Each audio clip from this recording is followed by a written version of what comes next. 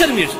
نو چې نه شرمېږي ولا تعتوا النساء في ادبارهن الله رسول صلی الله علیه وسلم وایي چې خدای ممانعت کړی د خپلو ښځو ته به رشا د خوا نه راځي بل روایت کې راځي ملعون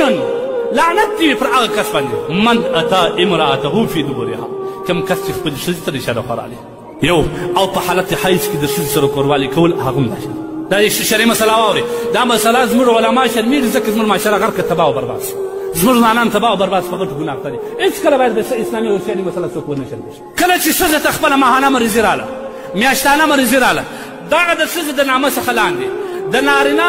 او د زنګانه څخه لاندې د ښځې د نامه څخه لاندې او د زنګانه څخه لاندې نارینه لره بغیر د جامې و دې بدن ته لاس ورول حرام دی لاس ونیول ها که چیرې جامه ور باندې کالي ور باندې بیا که لاس ورې فرمانه نور د هغه نزدېکت کول یا هغوی سره نږدې کېدل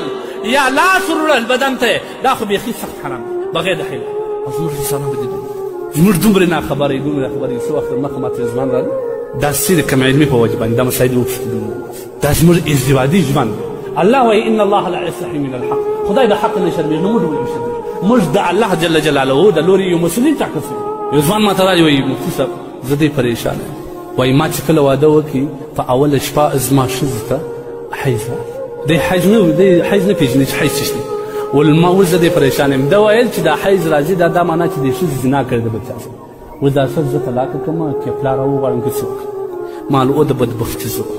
دا د زنا علامه نه ده دا هر ښځې ته هر میاشت دا مریضي الله پاک جل جلاله راولي دې ته حیض وایي او وایي ما چې دا خلک دا رقموي مایوس مې ما داسې کوي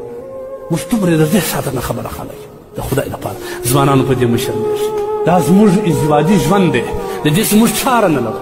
چې چاره نه لرو باید په دې باندې موږ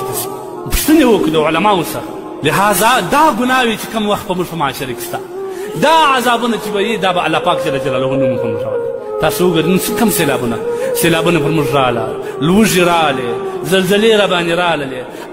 قسم مفلسي راله کاروبارونه ختم شول دا ټول الله جل جلاله قرآن کې وایي اولا يرون انهم يفتنون في كل عامة مرة او مرتين ثم لا يقربون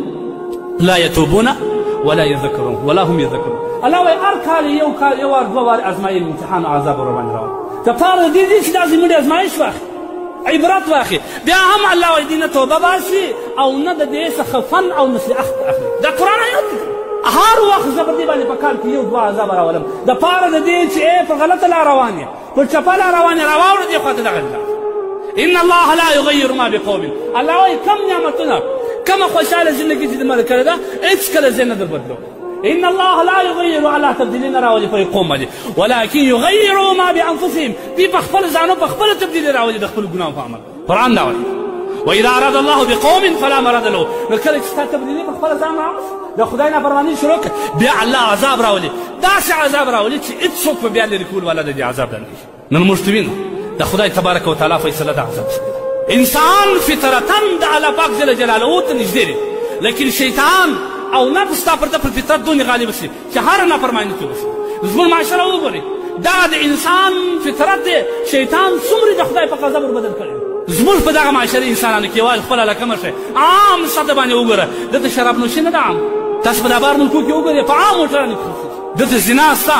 دلته همجنس پرستي شته دلته موسیقي شته دلته غلا شته دلته سود شته دلته درواغ شته دلته دوکې شته دلته د مظلوم حق په زوره لاندې کول شته دلته ظالم خپل ظلم او جبریت غواړي دلته خلک انسانان خوري دلته ښځه او کونډه د ځان ملکیت بولي هغه د کفارو د دغه رواج نه اخیستي نو ولې به د خدای د عذابونو په منځ راځي